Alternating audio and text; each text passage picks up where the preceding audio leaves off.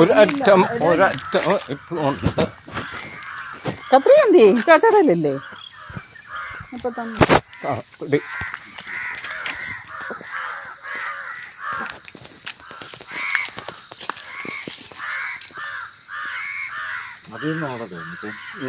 ആദ്യം മേളിന്ന് വിളി മേളിന്ന് മുറി മേളിലത്തെ മുറി ചാച്ചേ അത് മുറിക്കുക.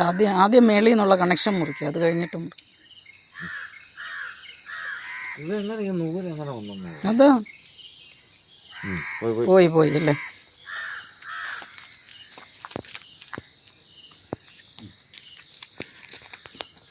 പൊക്കോടാ.